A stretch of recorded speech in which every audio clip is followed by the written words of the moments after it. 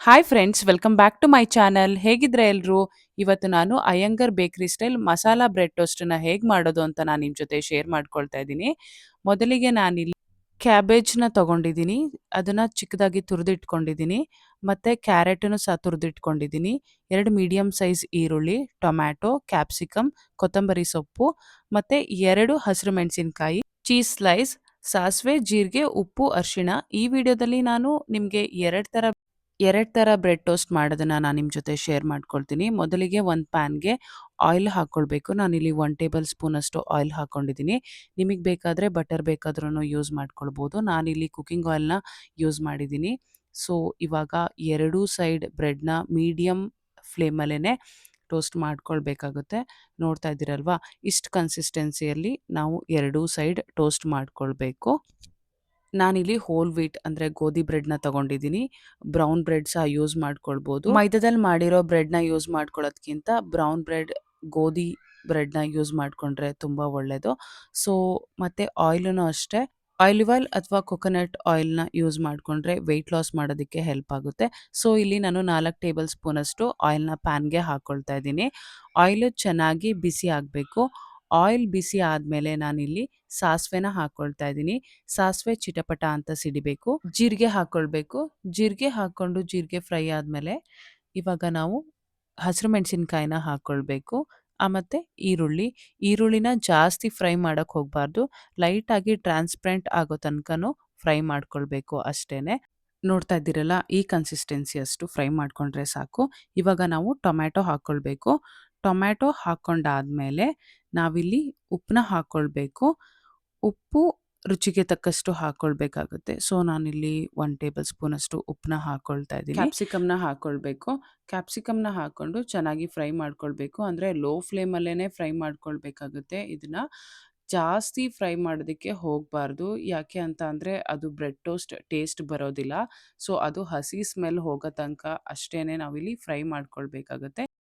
ಮತ್ತೆ ನಾನು ಕ್ಯಾಬೇಜನ್ನ ತುರಿದಿಟ್ಕೊಂಡಿದ್ನಲ್ಲ, ಆ ಕ್ಯಾಬೇಜನ್ನು ಹಾಕ್ಕೊಂಡು 1 ಮಿನಿಟ್ ಅಷ್ಟು ಫ್ರೈ ಮಾಡಿಕೊಂಡು ಸ್ವಲ್ಪ ಅರಿಶಿಣ ಪುಡಿನ ಹಾಕ್ಕೊಳ್ತಾ ಇದ್ದೀನಿ.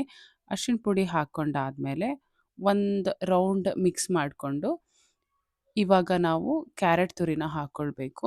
ಕ್ಯಾರೆಟ್ ತುರಿನೂ ಅಷ್ಟೇ ಆ, ಸ್ವಲ್ಪ ಸ್ವೀಟ್ ಟೇಸ್ಟ್ ಹೋಗೋಕ್ಕೆ ಅಂತ 1 ಮಿನಿಟ್ ಅಷ್ಟೇನೆ ಅದನ್ನು ಫ್ರೈ ಮಾಡ್ಕೊಳ್ಬೇಕು.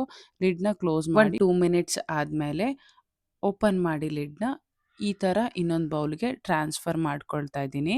ಈ ಥರ ಇನ್ನೊಂದು ಬೌಲ್‌ಗೆ ಟ್ರಾನ್ಸ್ಫರ್ ಮಾಡ್ಕೊಂಡು ಆದಮೇಲೆ ನಾವು ಮೊದಲೇ ಟೋಸ್ಟ್ ಮಾಡಿ ರೆಡಿ ಮಾಡಿ ಇಟ್ಕೊಂಡಿದ್ವಲ್ಲ ಬ್ರೆಡ್, ಅದಕ್ಕೆ ಇದನ್ನ ಎಲ್ಲ ಸ್ಪ್ರೆಡ್ ಮಾಡ್ಕೊಳ್ಬೇಕು ನಾವು ಮಾಡಿರೋ ಮಸಾಲಾನ. ಸೊ, ಇವಾಗ ಒಂಥರ ಮಸಾಲಾ ಬ್ರೆಡ್ ಟೋಸ್ಟ್ ರೆಡಿ ಆಗಿದೆ. ಸೊ, ಇದು ಬೇಕ್ರಿಗಿಂತಲೂ ತುಂಬಾನೇ ಟೇಸ್ಟಿಯಾಗಿರುತ್ತೆ. ಒಂದ್ಸಲ ಮನೇಲಿ ಮಾಡಿ ಹೇಗಾಯ್ತು ಅಂತ ತಿಳಿಸಿ. ಸೊ, ಇನ್ನೊಂದು ಥರ ನೋಡೋಣ. ಇದು ಬ್ರೆಡ್‌ನ ನಾವು ಟೋಸ್ಟ್ ಮಾಡೋಕ್ಕಿಂತ ಮುಂಚೆನೆ ಹಾಗೇನೆ ಬ್ರೆಡ್‌ಗೆ ನಾವೇನು ಫ್ರೈ ಮಾಡ್ಕೊಂಡಿರ್ತೀವಲ್ವಾ, ಅದನ್ನ ನಾವಿಲ್ಲಿ ಹಾಕ್ಕೊಳ್ಬೇಕಾಗುತ್ತೆ. ಈ ಥರ ಹಾಕ್ಕೊಂಡಾದ್ಮೇಲೆ ಇಲ್ಲಿಗೆ ನಾವು ಚೀಸ್ ಸ್ಲೈಸ್ ಅದನ್ನ ಹಾಕ್ಕೊಳ್ಬೇಕು. ಇದು ತುಂಬಾನೇ ಟೇಸ್ಟ್ ಕೊಡುತ್ತೆ.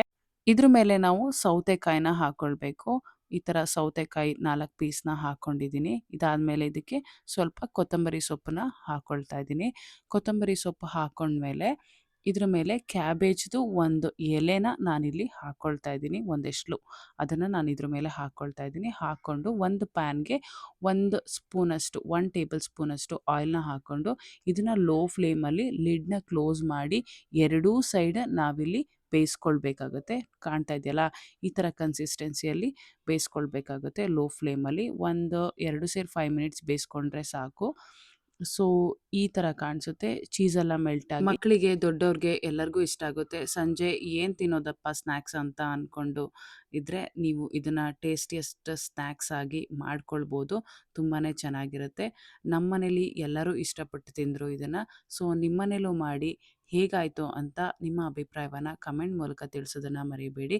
ಇನ್ನೂ ಯಾರು ನನ್ನ ಚಾನಲ್‌ನ ಸಬ್ಸ್ಕ್ರೈಬ್ ಮಾಡದೆ ನೋಡ್ತಾ ಇದ್ದೀರಾ, ಸಬ್ಸ್ಕ್ರೈಬ್ ಮಾಡ್ಕೊಳ್ಳಿ, ಲೈಕ್ ಮಾಡಿ, ಶೇರ್ ಮಾಡಿ ಅಂತ ಹೇಳ್ತಾ ನೆಕ್ಸ್ಟ್ ವಿಡಿಯೋದಲ್ಲಿ ಸಿಗೋಣ. Thank you.